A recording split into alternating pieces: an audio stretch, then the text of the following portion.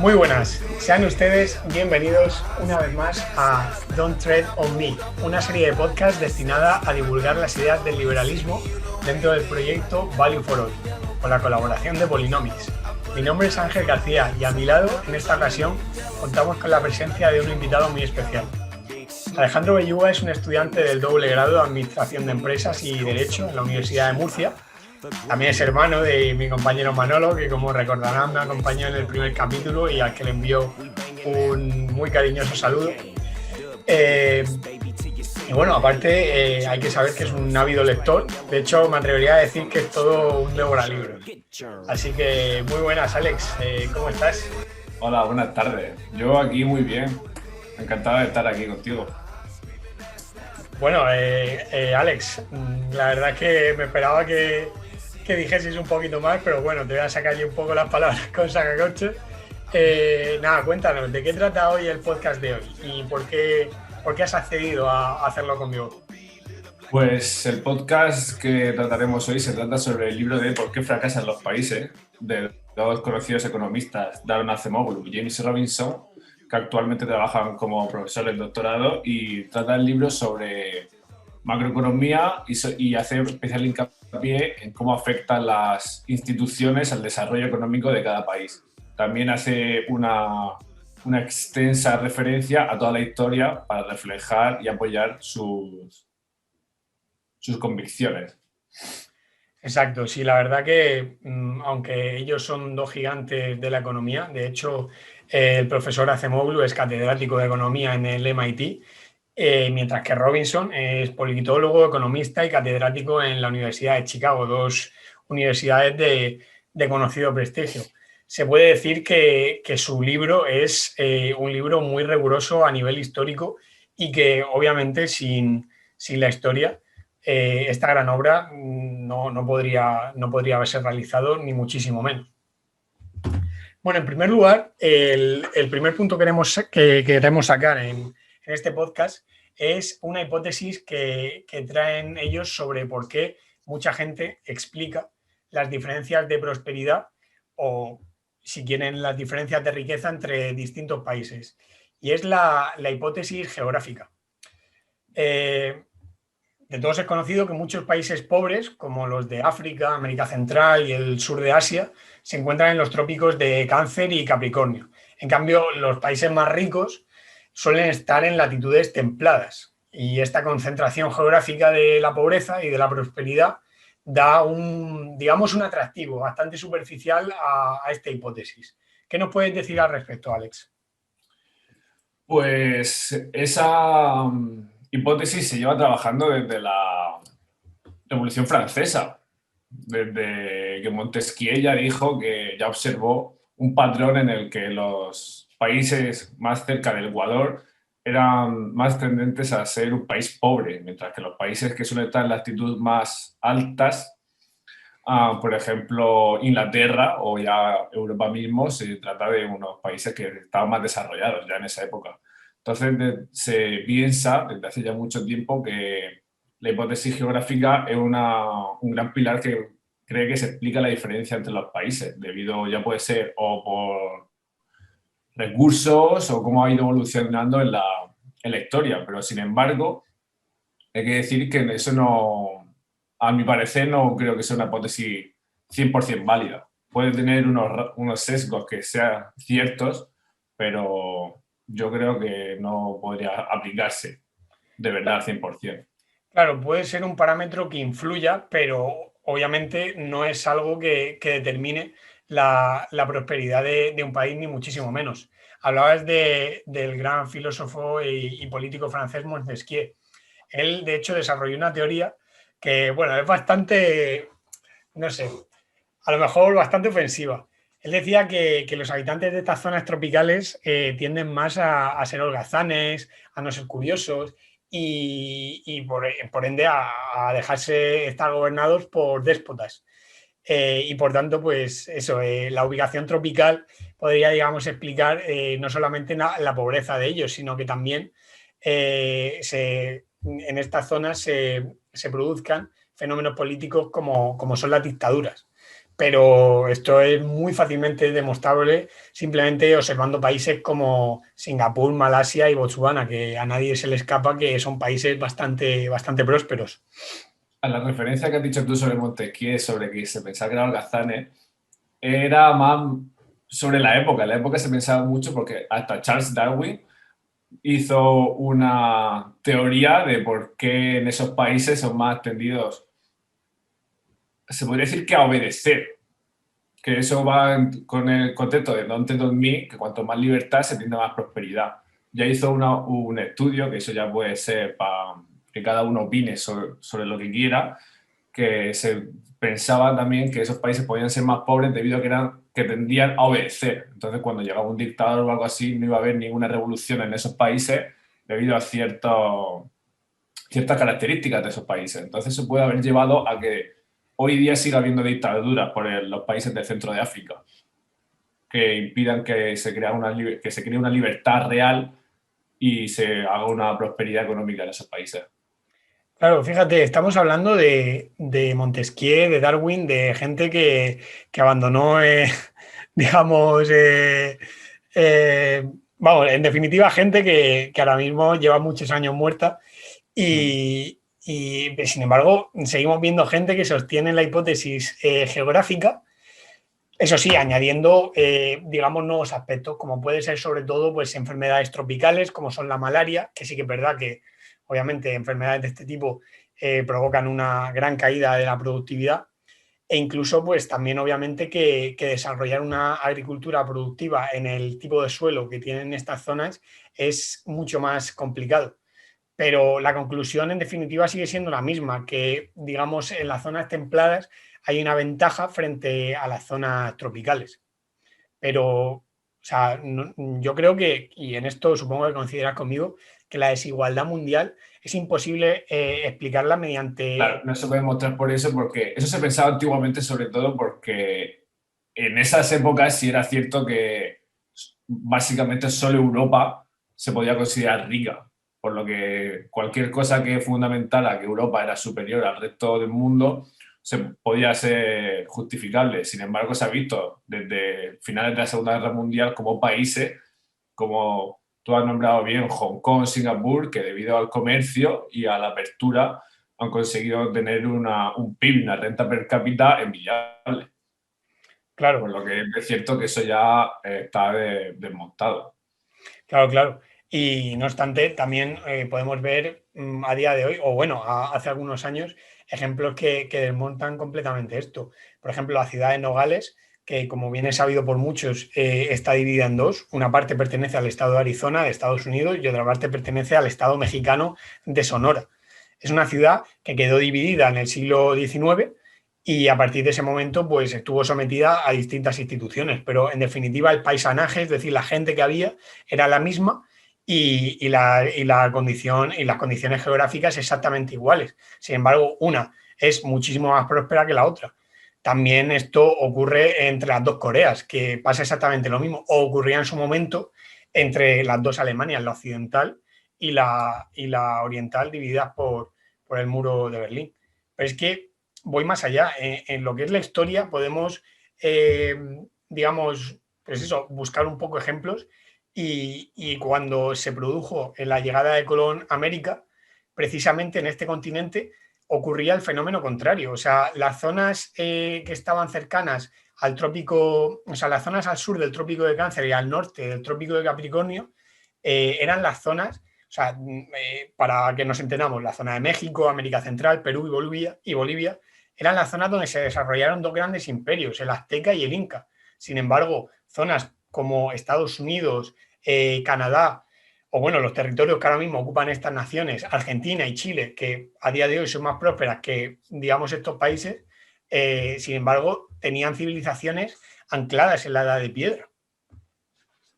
Es que para eso ya depende de, como has dicho, que la tierra de cultivo en el continente americano por completo se sabe que es más común la piña, el coco, las frutas tropicales. Y esas no eran tan común que crecieran en Canadá, Estados Unidos. Es más, en esas partes, aún se diga que la inmigración de la población entró por Alaska, por Rusia, se ve que no se quedaron en esas zonas debido a que se podía decir que eso, que las tierras del norte no eran ni atractivas ni eran menos fértiles, y también algo que era muy común, que era buscar también animales de los que poder alimentarse, por decirlo así. Eran más adiestrables, más domésticos los que se hallaban en esas zonas más que los que se hallaban en Alaska o en Canadá, por ejemplo.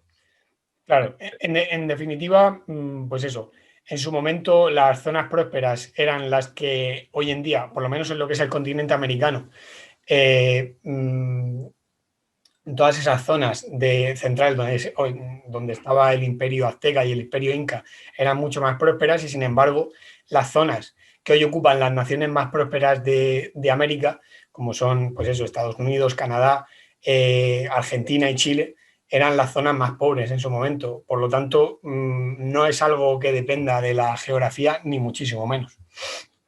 Algo que tiene correlación justo con eso es que se ha revertido, como has dicho ahora, que ahora los más ricos de América son Canadá, Estados Unidos y en menor medida Argentina y Chile.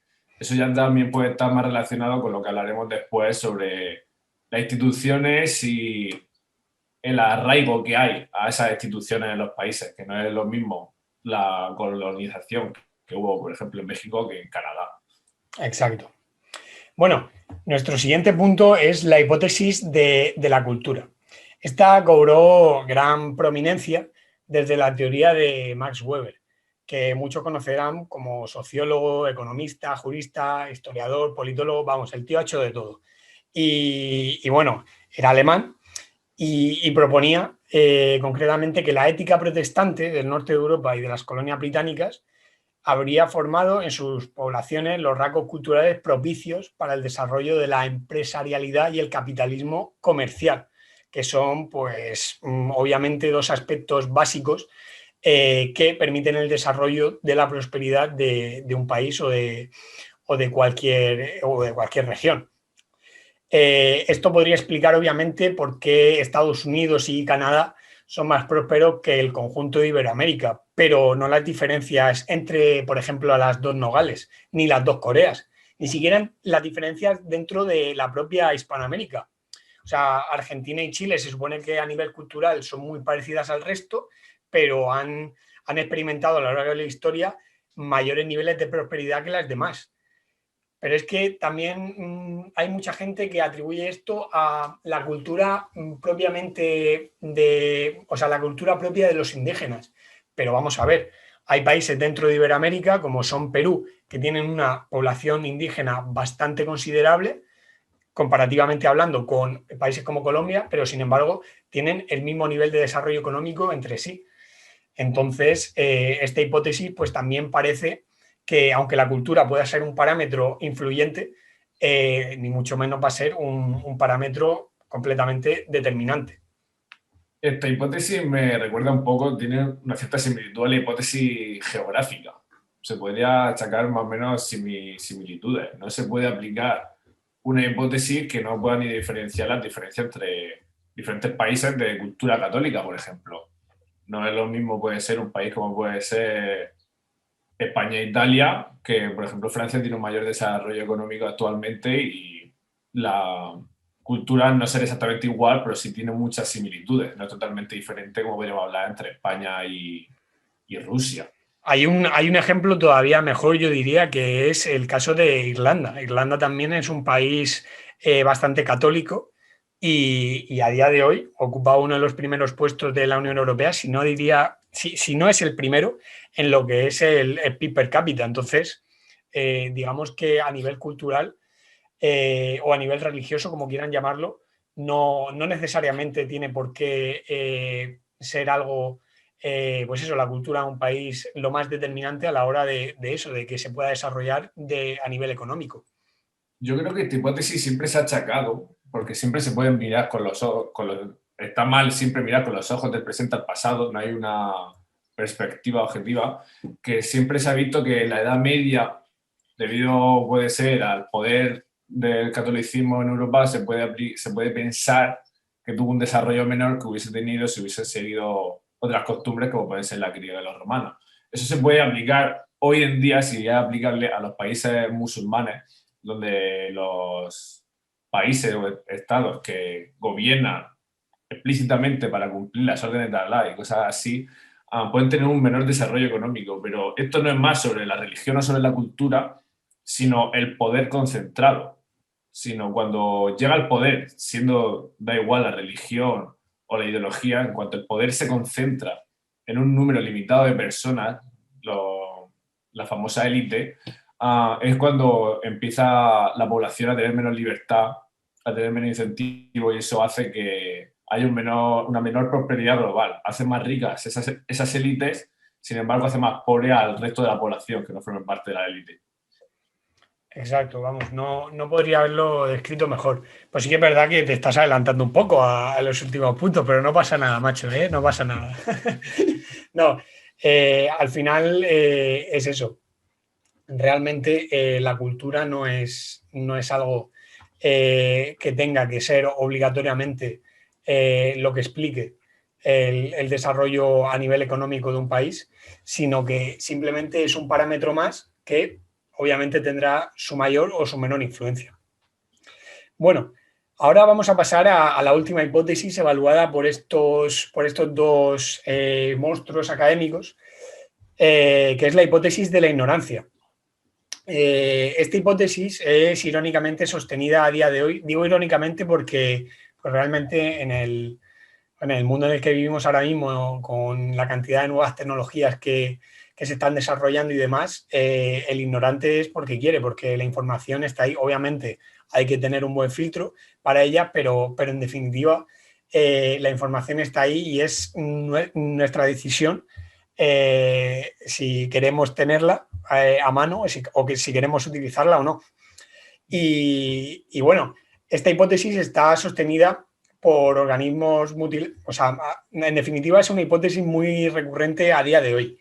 Está muy sostenida por organismos multilaterales como el Banco Mundial o UNICEF, y afirma que la desigualdad del mundo existe porque nosotros o nuestros gobernantes no sabemos cómo hacer que un país pobre se convierta en un país rico.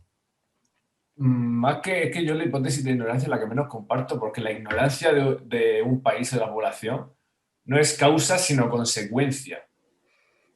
Ha habido momentos en la historia donde ha habido un gran avance, pero lo que hace es que tener una economía pobre hace una menor inversión en la educación, lo que hace caer en la ignorancia.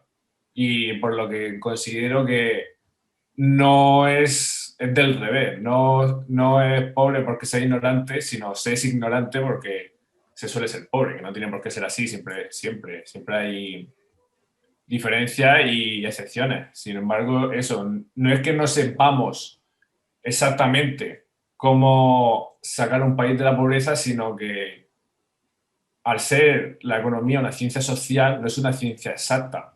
Siempre habrá gente que piense que una cosa es mejor y otra cosa es peor. Y eso nunca se podrá saber hasta que se ponga en práctica. Y hay muchas economías, se puede ver actualmente en la mayoría de los países, que pueden ser mejor y hay teorías que pueden ampararse para que sean mejor. Sin embargo, la diferencia de ideología política, al ser, como he nombrado anteriormente, una ciencia social, cada uno tiene un punto de vista diferente y no es fácilmente aplicarse porque siempre va a haber gente que piense que otra va a ser mejor. Entonces, más que no saber, es que se piensa que hay caminos diferentes para ello.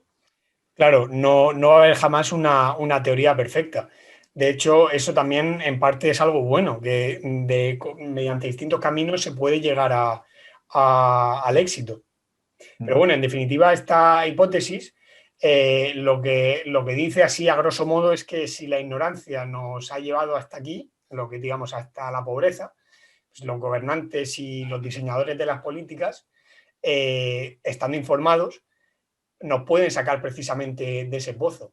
Y por lo tanto, lo que deberíamos de ser es capaces de crear prosperidad proporcionando el asesoramiento adecuado y convenciendo a los políticos de lo que es la buena economía. Pero, no obstante, lo que es la experiencia de la extinta Unión Soviética, por ejemplo, demuestra que la pobreza no viene determinada por la ignorancia de los políticos. El éxito económico de los países difiere debido a las diferencias entre sus instituciones. a las reglas que influyen en cómo funciona la economía y sobre todo a los incentivos que motivan a las personas. Un ejemplo muy claro es el de las dos Coreas. Seamos honestos, si cualquiera de nosotros nos pusiéramos, nos colocásemos ahora mismo, a día de hoy, en Corea del Norte e intentásemos desarrollar nuestro proyecto de vida, ¿tendríamos más incentivos para trabajar más y ser más productivos o menos? En definitiva, trabajen más o trabajen menos, no vas a poder optar a una mejor casa, a una mejor comida, a una... En definitiva, es que no eres libre de elegir. Entonces, realmente, o sea, obviamente, si no haces nada, es posible que te pasen por la quilla o no sé qué barbaridades puedan hacer allí. Pero, en definitiva, tú mientras cubras un mínimo, no tienes incentivos para esforzarte más. Sin embargo, si estás en Corea del Sur, joder, sí que es verdad que se puede tener mala suerte o no se puede tener la suficiente capacidad o se puede tener muchos problemas, pero en definitiva, lo normal es que cuanto más trabajes, más seas capaz de conseguir. Entonces eso crea un gran incentivo dentro de lo que es la sociedad para esforzarse más, para trabajar más y en definitiva para atraer más la prosperidad y la riqueza a lo que es el país. Haciendo referencia a lo que has nombrado antes, como has dicho que ciertas instituciones siguen apoyando de que los políticos no saben hacer un país rico, por decirlo así, habría que también ver en qué países de verdad el político ha intentado buscar la economía creciente no solo de un cierto sector, sino global. Porque se puede ver, como has nombrado bien, Corea del Norte, la gente que manda ahí, como Kim Jong-un, nunca va a buscar tener una población rica. No le interesa, no está en sus planes. Él solo le interesa tener dinero para él y para su séquito, como he nombrado antes en la anterior hipótesis. Por lo que nunca se pondrá en papel en una institución como puede ser la que has nombrado que un político no quiera tener lo mejor para su pueblo, lo mejor para su país. Sin embargo, es una realidad que se ve y, por desgracia, yo creo que en todos los momentos de la historia se ha visto y se verán países que se verán bajo el mando de políticos que no buscan el interés global, sino el propio. Sí, como dato así un poco de curiosidad, me gustaría añadir que el político que acabas de nombrar, el dictador de Corea del Norte, Kim Jong-un, estudió en Suiza. Es bastante paradójico que un convencido comunista, pues eso, realice sus estudios en un país tan capitalista como puede ser, pues eso, nuestro vecino que anda por allí por los Alpes. Eso es más común de lo que parece, que gente que haya acabado gobernando de una manera haya sido preparada en otros países donde sí han sido países más ricos, que han sido capaces de ofrecer una mejor educación. Sin ir muy lejos y sin intentar meter en política, Simón Bolívar se formó en España, llegó a España y estuvo trabajando aquí y fue aquí donde aprendió y habló con gente que le apoyó para volver y llevar a cabo su famosa independencia, que es más común que las revoluciones sean por gente preparada en el extranjero o con influencia extranjera. Sí, y como es el caso de Bolívar, pues está San Martín, que también fue a España, y también está Perón, que estuvo en Italia durante la etapa de Mussolini. Bueno, un sinfín de ejemplos podríamos decir, pero sí, es algo que no deja de ser paradójico, pero tampoco deja de ser, pues eso, ¿sabes? Completamente, Explicable. claro, completamente creíble. O sea, yo desde luego no me sorprendo. Pues nada, Alejandro, dejamos de lado las tres hipótesis de las que hemos hablado y pasamos al plato fuerte, o bueno, a por lo menos el primero de los platos fuertes, que son las instituciones políticas y económicas. Y dentro de estas instituciones queremos hablar de la diferencia que es tener instituciones inclusivas de instituciones extractivas. En primer lugar, una institución es todo organismo público o privado que ha sido fundado para desempeñar una determinada labor cultural, científica, política o social. Dentro de las instituciones hay dos tipos, que son las instituciones políticas, que son los organismos que diseñan, regulan, vigilan las normas de convivencia política de un país o una región, Y el servicio público que deriva de estas está direccionado a velar por las conductas y costumbres elementales para una sociedad. Por otro lado, las económicas son el conjunto de entidades que se forman a través del tiempo y que van encaminadas a regular y establecer leyes con el objeto de mejorar determinados aspectos de la economía. ¿Qué nos puedes decir de esta diferenciación entre instituciones extractivas e instituciones inclusivas? Pues para empezar, diferenciaré un poco más las instituciones políticas y las económicas, que sobre todo, al ser privadas las instituciones económicas, no están bajo el poder, entre comillas, porque hay veces que sí está bajo el poder, que no está bajo el poder de las políticas, puede llegar a contradecirse. Se puede ver hace un par de años que se estudian en macroeconomía, este caso, el caso de que Donald Trump hizo una serie de incentivos para aumentar la producción. Cuando se aumenta la producción, se tiende a aumentar la inflación. Con este tema, el de la Reserva Federal, no me acuerdo del nombre actualmente, hizo unas leyes de subir la inflación, subiendo los tipos de interés nominal, lo que hizo que Trump se viera como eclipsado, su política de producción se viera eclipsada por la de la Reserva Federal. Por lo que se podría ver que las instituciones económicas y políticas son diferentes y tienden a regular de una manera diferente todas estas economías. Las instituciones económicas generalmente se dedican a regular que todo vaya bien, mientras que las políticas sí ya hay más tonos de ideología y más de intereses personales o globales, como se quiera ver. Entonces la diferencia aquí entre inclusivas y extractivas, en realidad las instituciones económicas extractivas, el mayor porcentaje suelen ser que están bajo el poder de las instituciones políticas. Cuando se tiene una institución económica dentro de lo permisible, dentro de lo que cabe, inclusiva, es cuando es independiente, como podría ser el Banco Central Europeo, la Reserva Federal, cuando tiene el poder de regular a las políticas, que es lo que se puede considerar que es más difícil que sea inclusivo, por lo que se podría considerar que instituciones económicas podrían llegar a ser un tipo de regulación para tener unas instituciones políticas más controladas. Claro. En definitiva, decimos que las instituciones extractivas, en concreto, en el ámbito político son aquellas que distribuyen el poder político en pocas manos. Primero, tienden a favorecer los intereses de un sector de la sociedad que utilizan su posición de poder para consolidar esos privilegios que tienen respecto al resto de la población. También es verdad que el Estado centralizado y fuerte es una de las características de las instituciones extractivas.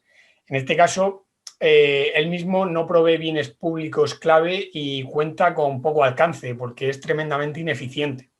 Y también, por último, habría que decir en relación a estas instituciones extractivas es que extirpan la riqueza de un sector de la sociedad para beneficiar a una élite de la que antes hablabas, una oligarquía privilegiada en el aspecto, digamos, económico. Al final, como tú dices, hay una gran comunión entre lo que es el poder político y el poder económico bajo el amparo de las instituciones extractivas. Sí, yo lo que considero es que eso, que en las políticas extractivas, como se puede ver hoy en día o antiguamente eran más comunes, era que se centraban en eso, en obtener, como bien has dicho, el poder entre pocos y en mantener a la población pobre y cuanto más pobre y más dividida, más difícil es que haya una revolución que consiga abrir esas políticas inclusivas, porque generalmente es muy difícil que de una institución política extractiva se pase a una inclusiva de poco a poco. No suelen ser paulatinos, suele ser por un evento. Aquí en España se podría considerar que el evento fue el fin de la dictadura de Franco y el paso a la democracia de manos de Adolfo Suárez y Juan Carlos I. Eso también ha pasado en muchas revoluciones anteriores, como puede ser la gloriosa y la famosa Revolución Francesa. Por lo que es muy difícil que una institución política extractiva en sus propias manos se vaya viendo y vaya siendo más inclusiva y vaya apoyando la libertad de el derecho de propiedad privada y que hagan que la población sea más rica. Nunca va a estar en los intereses de una institución extractiva. Claro, exactamente. No deja de ser paradójico que a día de hoy está muy, muy de moda el término inclusivo, precisamente en gobiernos como el que nosotros padecemos, que no hacen más que fomentar políticas precisamente extractivas. Pero bueno, igual que abusan de la palabra inclusivo, también abusan de la palabra verde, de la palabra resiliente y de un sinfín de términos que han dejado de tener, pues eso, un significado real. Eso, abusan en palabras que se conocen como que tienen connotación positiva. Siempre van a Exacto. coger lo que la gente relaciona con algo bueno, como pueden ser aquí instituciones inclusivas. Sin embargo, pueden darle hasta tonos para conseguir fines extractivos. Claro. Eso a veces, hoy en día hay muchos colectivos y eso que cada uno puede tener su opinión, pero que hay muchos que van en contra, por ejemplo, de las instituciones, de las empresas globales, de las multinacionales. Y sin embargo, las multinacionales amparan esos colectivos, los que van en contra de los que van en contra de las propias multinacionales. Por eso esto también se hace en las instituciones, que se puede coger un arma política y ponerla a tu favor y hacer creer a la gente, a la población, que tú formas parte de ellos. Al creer que forman parte de ellos, vas a tener su apoyo, vas a tener su confianza y vas a poder hacer más acciones que te beneficien a ti mismo y a tu oligarquía, teniendo la aprobación de la población. Que eso es algo que antiguamente era muy difícil debido a que no tenían tanto acceso a noticias y eso. Antiguamente se hacía, no pasaba nada. Ahora se busca tener el apoyo de la población. Exactamente. Y bueno, para concluir este punto, por otro lado, tenemos lo que son, digamos, las instituciones buenas, las inclusivas. No resilientes verdes, no. Simplemente instituciones inclusivas, que son aquellas que permiten y alientan la participación de todas las personas en las actividades económicas y políticas. En cuanto al tema económico, son aquellas que hacen respetar el derecho de propiedad, brindan certeza jurídica y no permiten que se viole el Estado de Derecho.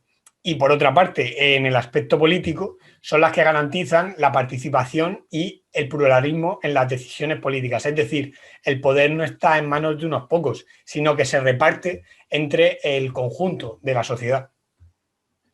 Sí, las instituciones inclusivas, curiosamente, curiosamente, están apoyadas sobre todo en el libre comercio.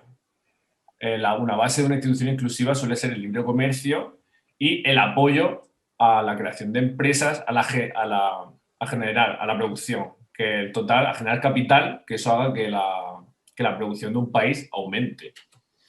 Eso se consigue también, puede ser bajar impuestos, que eso se consigue, las instituciones políticas y económicas lo hacen con medidas expansivas, que es cuando quieren subir la producción, bajar los impuestos y hacen una serie de incentivos que hacen que la población quiera crear, que tengan incentivos, que quieran crear, que tengan sus metas y que aporten y que hagan subir la producción. Eso no se hace en la extractiva porque no interesa a la población no le interesa aumentar la producción, porque en las exclusivas les interesa porque les repercute directamente. Ellos se llevan un porcentaje, hay un porcentaje que siempre se lo va a llevar el Estado para gastos públicos, pero sin embargo cuando no van por porcentaje, sino que la mayoría se lo va a llevar las instituciones extractivas, es cuando se dejan de generar producción, por lo que las inclusivas siempre van a intentar ir a lo contrario, ir a crear más, a crecer más y así ir paulatinamente. Claro. Curiosamente, a día de hoy, eso que tú has descrito, el tema de bajar impuestos para favorecer la creación y demás, no es algo que se esté llevando mucho en Occidente a día de hoy. Lo que es la tendencia actual es hacer una expansión crediticia y generar una especie de crédito barato que a su vez da lugar a una burbuja que luego revienta y provoca una depresión. y así Hay un sucesivamente. engaño, hay un engaño porque también se puede aumentar la población con un aumento del gasto público, que eso es lo, ¿cómo se llama? Era la tendencia ricardiana, era ricardiana, pero no me acuerdo de la palabra anterior, que el PIB, aunque si la gente no lo sabe, también incluye, aparte de lo que se genera, de consumo y inversión, también se genera, también incluye el gasto público, Sí. por lo que se intenta vender mucho que con un aumento del gasto público se aumentará se aumenta la producción, pero ¿a qué coste? Porque hay que pensar que también hay que restar los impuestos de las rentas que recibe la gente, porque para aumentar el gasto público hay que aumentar los impuestos. Y ahí ya entra la famosa curva de la FED, que llega a un cierto punto que los impuestos no por subirlos van a recaudar más, sino que va a tener el efecto contrario. Llega a cierto punto que la gente no va a invertir por lo mismo que pasa en las instituciones extractivas, porque cuando cada uno tiene su número ancla, como dice Daniel Kahneman en su libro Pensar rápido, pensar despacio, cuando ven que no lo van a conseguir porque por la subida de impuestos no van a poder llegar a esa cifra, porque cuanto más ganen, más le van a quitar, es cuando dejan de producir. Entonces llega a ser contraproducente la subida de impuestos para aumentar la economía. Exactamente, o si no se tira de subida de impuestos, se puede tirar de deuda pública, que en definitiva es algo incluso peor, porque es eso, impuestos que tienen que pagar las futuras generaciones y ya, digamos que nacen con un ancla que les cuelga del cuello. Entonces, realmente al final no todo vale para hacer un aumento del PIB, sino que un aumento del PIB debe de estar basado, pues eso, en el ahorro, en el aumento de la productividad y en medidas, pues como estamos Y que hablando, al final la mayoría de los bonos, los bonos de los estados, a los bancos centrales europeos, yo la verdad que soy de España y Europa, al ser el Banco Central Europeo el que compra sobre todo la deuda española, eso hace un interés muy bajo, por lo que la gente no le va a interesar, la gente particular, la gente en la que cuenta su dinero porque no es dinero público, no va a llegar a invertir nunca en esos bonos. Lo que va a hacer eso es como un ciclo, una rueda, que va a comprar más deuda, que va a hacer que el Estado que le compra deuda gaste más deuda y va a llegar un momento que al final todas las deudas hay que pagarlas. Lo que no se sabe es cuándo. totalmente, totalmente de acuerdo, Alejandro. Pues nada, entramos ya en el melón final de nuestro podcast y no es otro que los círculos viciosos y virtuosos que se crean a raíz de este tipo de instituciones de las que hemos estado hablando. Cuando en un país las instituciones que imperan son de tipo inclusivo, se genera un círculo virtuoso. Las instituciones seguirán expandiéndose, serán más fuertes y para las élites será más difícil pararlas, ya sean élites económicas o políticas. Las instituciones inclusivas también eliminan el peligro de que las élites exploten al pueblo, dado que ganarían muy poco con ello y en cambio perderían mucho si tuviesen que reprimir o constreñir la democracia. Elementos clave para este círculo virtuoso, los elementos que son clave para que este círculo virtuoso funcione son el pluralismo político y los medios de comunicación libres, que proporcionan información sobre los peligros y las amenazas a las que las instituciones inclusivas se enfrentan. Esta idea de círculo virtuoso es la que explica la reforma de los sistemas políticos, por ejemplo, en Inglaterra y en Estados Unidos. ¿Vale? Que estas reformas, digamos, son irreversibles, dado que los ciudadanos han estado ganando más y más derechos y las élites en el poder saben que cambiar este sistema puede poner en riesgo el mismo poder que ellas tienen. Entonces, no les interesa para nada, pues eso, asumir en definitiva lo que sería ese riesgo. Una cosa muy importante para conseguir diferenciar un círculo virtuoso de uno vicioso es dar el poder al mayor número de gente lo antes posible. Si generalmente suele ser al principio del ciclo. Si, como se puede ver en el caso de Etiopía, en el libro de por qué fracasan los países, al final, generalmente, si una oligarquía la derrota otra oligarquía, eso no va a cambiar de círculo vicioso a círculo virtuoso. Eso se ha visto en numerosos casos de la historia. Lo que se tiene que hacer es que una oligarquía puede ser derrotada por el número más amplio de gente, como puede ser la Revolución Francesa, la Revolución Gloriosa, que eso va a hacer controlar que haya una verdadera separación de poderes, que sea la población la que de verdad mande sobre los políticos, sobre los líderes. En el caso contrario de que desde el principio, con falsas promesas de sí, poco a poco en el futuro, esos son indicios de que en el futuro va a ser otro círculo vicioso que va a seguir una y otra vez. Una oligarquía derrotada por otra no es un fin del círculo, sino un fin del ciclo de esa oligarquía. Así no va a llegar ese país en concreto a tener una verdadera libertad. Tal cual. Un claro ejemplo es lo que pasó, pues eso, en el gran imperio de Montezuma, tras la caída de Tenochtitlán.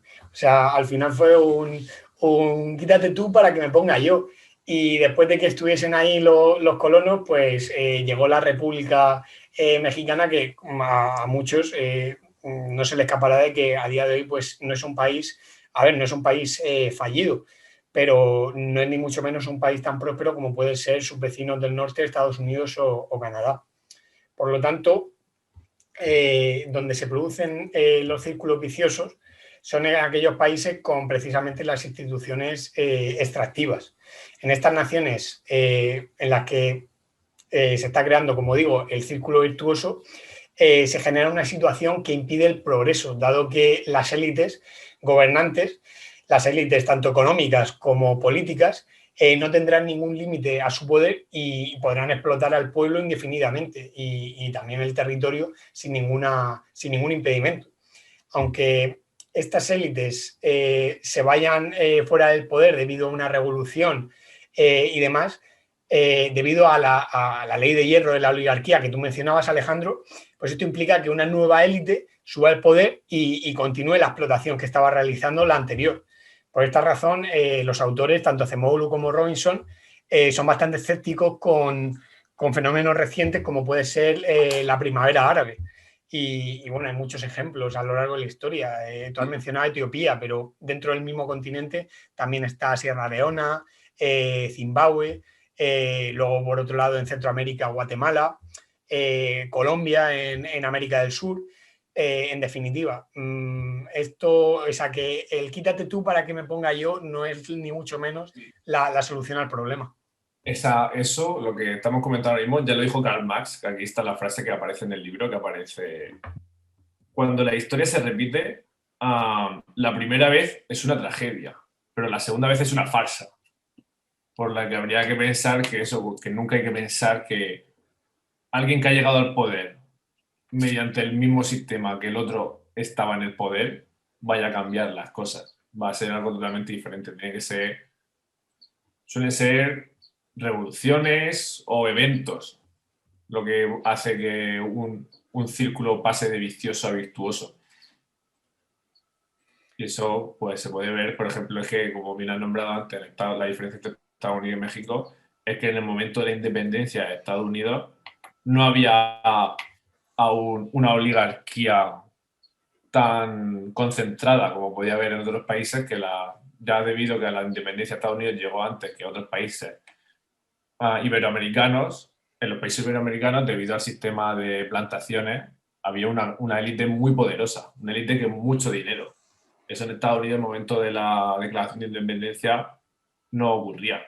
Hay que recordar que se independizaron los 13 estados, por lo que en esos 13 estados justo no había una oligarquía clara que hubiera hecho, que hubiese eso, que hubiera acaparado todo el poder.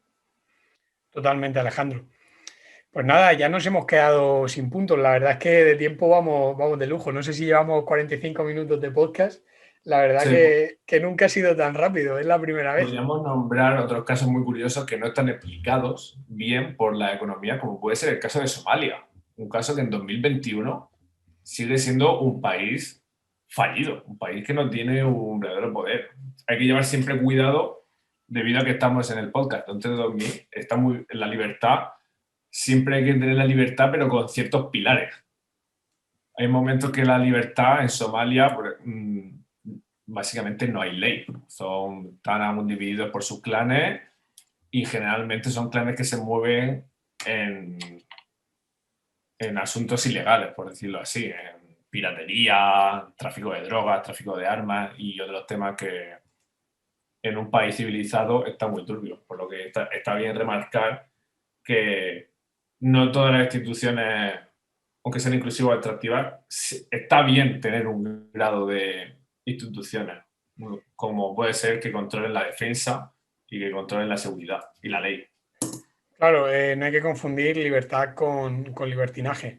El liberalismo, en definitiva, lo que promueve es eso, poder desarrollar en plena libertad tus proyectos de vida sin que los demás te lo impidan, pero a la vez tú sin impedir los proyectos de vida de los demás. Es decir, un vive y deja vivir.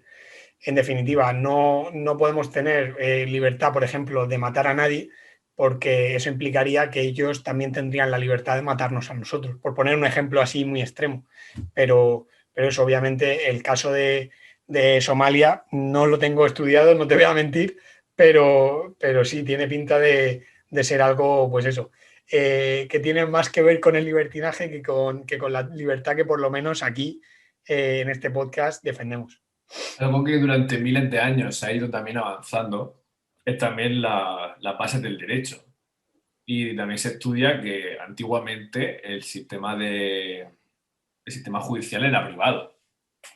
Por lo que eso al final no es una verdadera justicia. Suelen ser gente árbitros que están comprados, sobornados, como pueden pasar en países de instituciones extractivas, que no hay una verdadera seguridad, porque siempre va a estar el poder ese.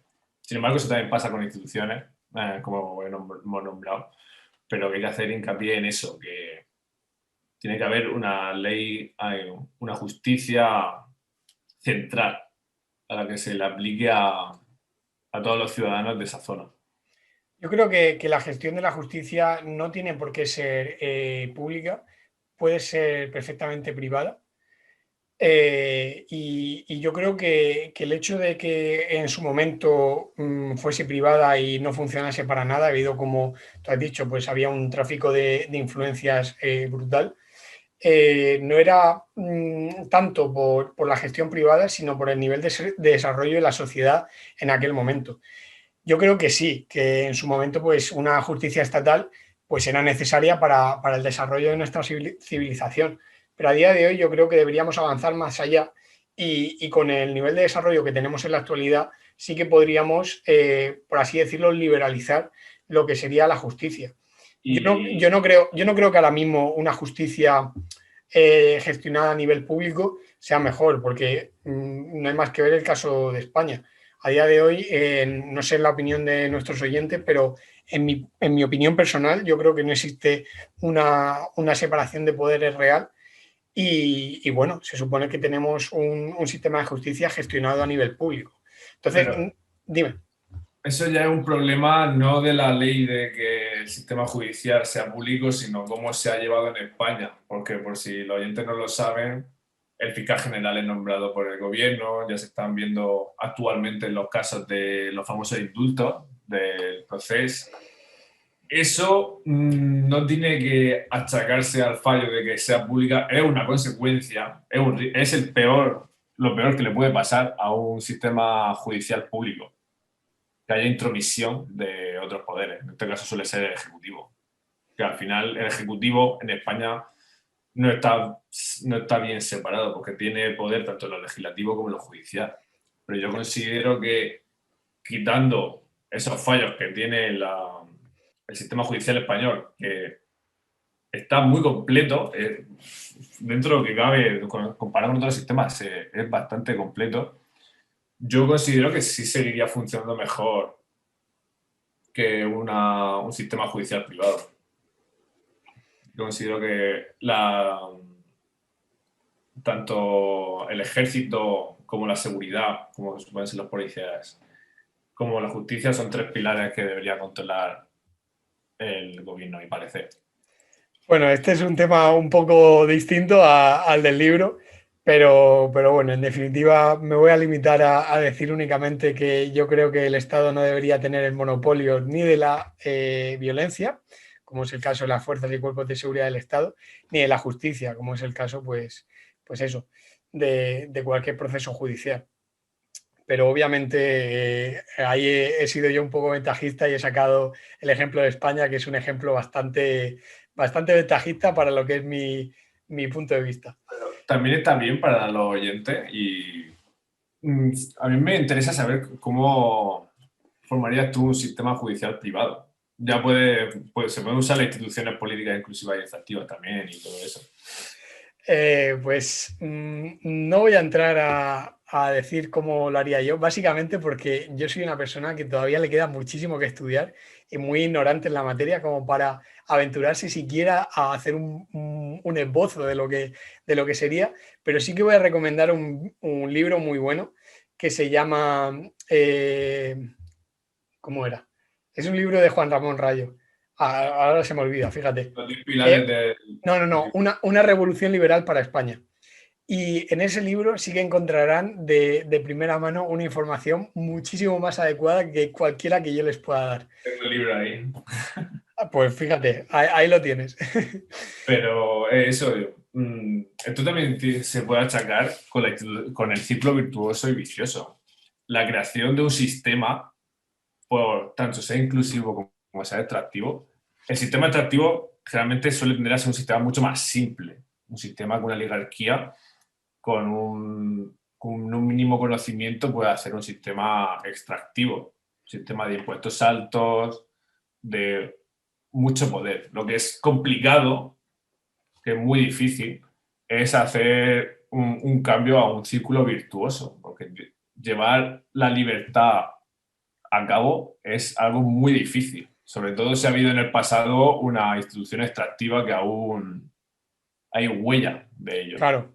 En definitiva, lo que se necesita, pues eso, es una coyuntura histórica brutal que provoque el cambio. En el caso de España, como antes han mencionado, pues eso, a la muerte de Franco, pues el heredero en cuestión, que bueno, no, en teoría no iba a ser el rey Juan Carlos, pero debido a la muerte precipitada del que iba a ser de Carrero Blanco, pues en definitiva cayó la jefatura del Estado en manos de Juan Carlos I y él sí que accedió junto, obviamente, a los dos bandos de la guerra civil a llevar a cabo la transición. Entonces, pues eso fue una coyuntura lo que hizo que pasásemos de un sistema mucho más extractivo a uno mucho más inclusivo. Pero algo que fue muy importante también en España, como fue en Inglaterra con la Revolución Gloriosa, es que cuando llegue el momento haya una gran base de empresarios o de gente ya con cierto poder, como podían ser antiguamente los mecenas y los que eran... Los grandes de Castilla, por ejemplo, sí. Claro, es importante que en ese país, en ese momento, haya ya un cierto nivel de avance económico.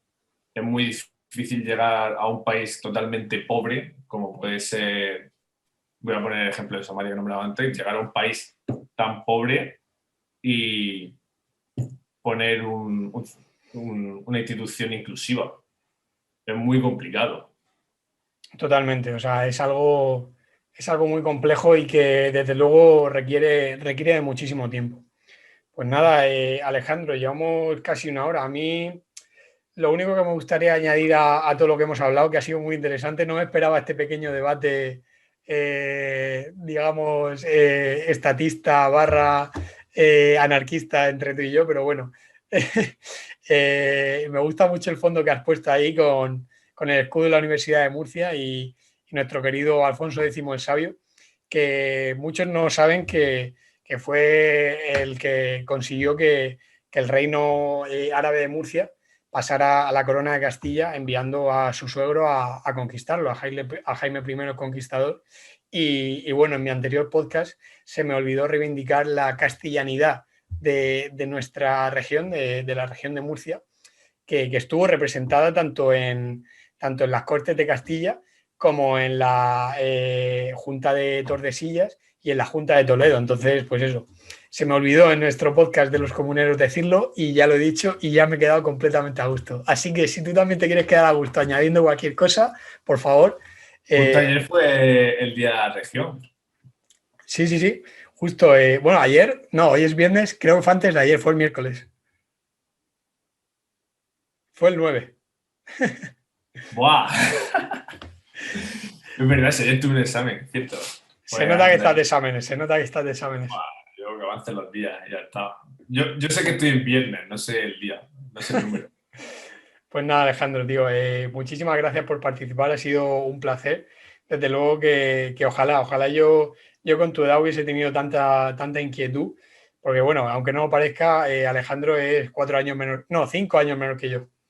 Y bueno, ojalá yo hubiese empezado a leer tanto como tú cuando tenía tu edad y desde luego que me ha sorprendido muchísimo la cantidad de datos que has podido dar y en definitiva la calidad que has podido aportar a este debate o a esta tertulia. Un dato curioso es que el primer libro sobre economía que leí fue El Capital, de Karl Marx. Entonces es algo curioso como yo ya, para saber bien, siempre hay que informarse de todos los bandos posibles. Entonces yo también he intentado entender el comunismo y ver cómo va bien y ver la idea real, porque una cosa es la idea real que haya detrás de una idea y otra cosa es la práctica que se ha llevado con ella. Y ya Fíjate, puede dar para debate. claro, no, completamente de acuerdo. Fíjate, yo incluso he leído a Friedman, fíjate, no, no, estoy de coña.